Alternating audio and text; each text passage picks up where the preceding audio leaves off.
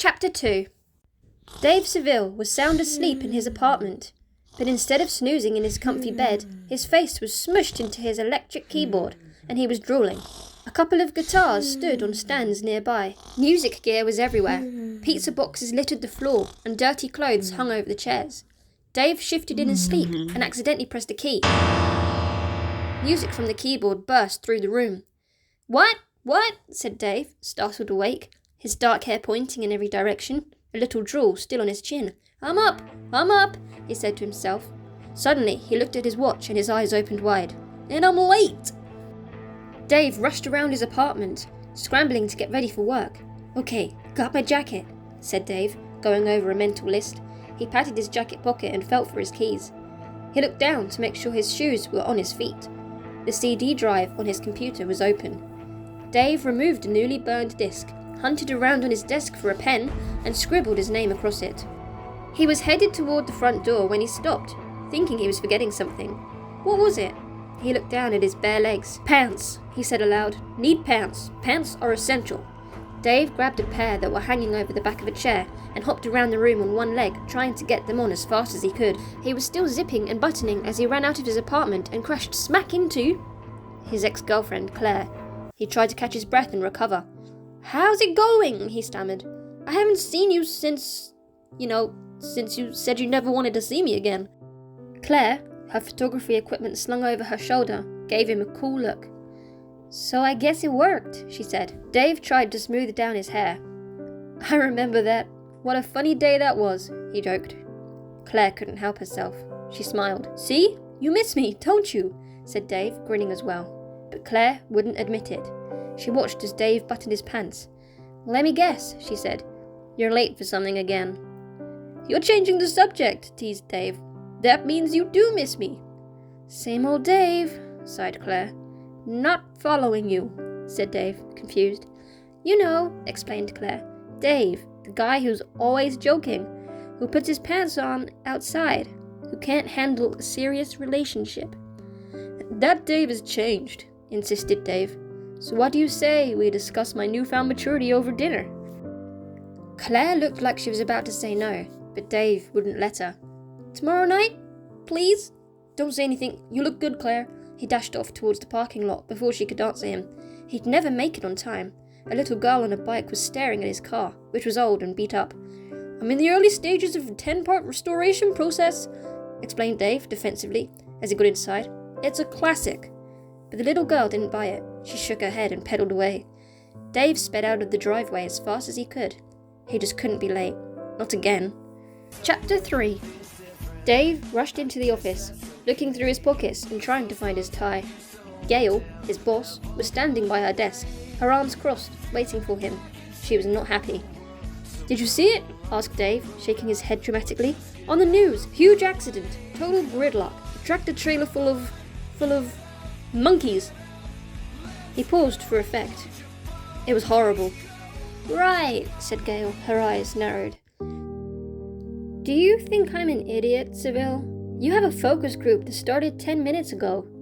Dave tried to look completely cool and relaxed. I totally knew that, he said. It's a motor oil thing. Goodable energy bars, corrected Gail. Right, agreed Dave. Great product, totally on top of it. Dave's company tested products to see what real people thought of them before the products went to stores. And Mike's out, so you're running late, explained Gail, walking quickly down the hallway. No problem, Dave answered, but then he opened the door to the product testing room. The room was full of kids. Wild, crazy kids. They were running and shouting and bumping into one another. Good morning and welcome, began Dave, and then he backed up, shut the door, and tried to slip away. But Gail was blocking him. She was looking through the two-way mirror at the kids inside. They're just kids, Dave, she said sternly. You don't have to take them home with you. Kids? No problem, said Dave, pretending to be calm. I'm great with kids.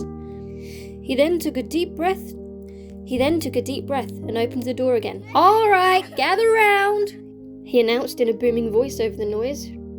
My name is Dave, and today we want you to taste our new energy bar and tell us what you think.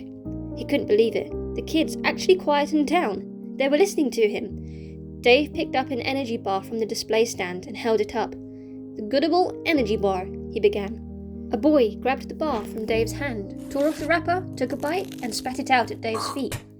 "It tastes like poo!" shouted the boy. All the kids reacted to what the boy had said and started going wild, laughing and talking to one another, running around the room again. Dave tried to get their attention. No, it doesn't taste like poo." Dave took a big bite of the bar and quickly turned his back on the kids to spit it out. The kids laughed even louder than ever. They started throwing energy bars at him. "Settle down," yelled Dave.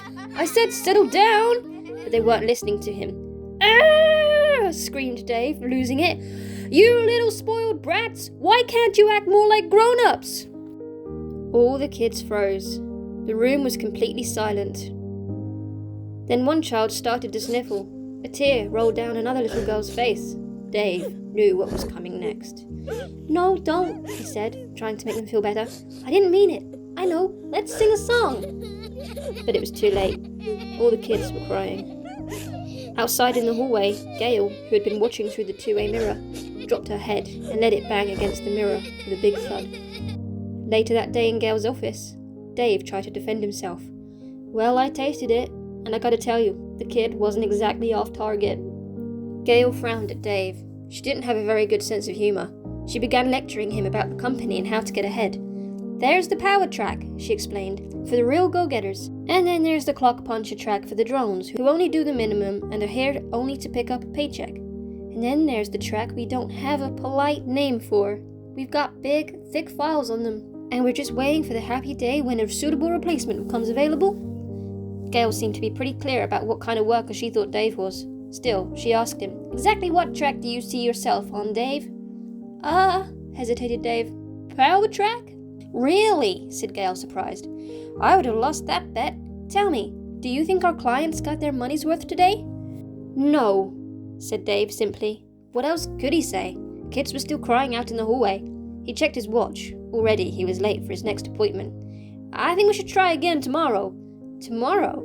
"Yeah," said Dave. "In fact, I'm going home right now to work on my presentation. I'm psyched, Gail. I'm totally psyched." "You're going to another music meeting, aren't you?" Gail was disgusted with him. No, Dave lied. Gail shook her head. "You know, Dave, I had a dream once. Figure skater. Pretty darn good one, too. But as I got older, I realized I wasn't good enough." Dave looked at his watch again. He had to leave now if he was going to make it on time. "Thankfully, I gave up that dream. And now I run a small company," said Gail, ignoring him. "I am very happy." Dave stood up and began edging towards the door. "Thanks, Gail. I got a lot out of this." His hand was on the doorknob. "See you bright and early tomorrow." He dashed out of the room and left the building. "Your presentation tomorrow better be stellar, pal," Gail called after him. She sighed and walked over to her desk. She pulled open a drawer and took out an old, worn photo.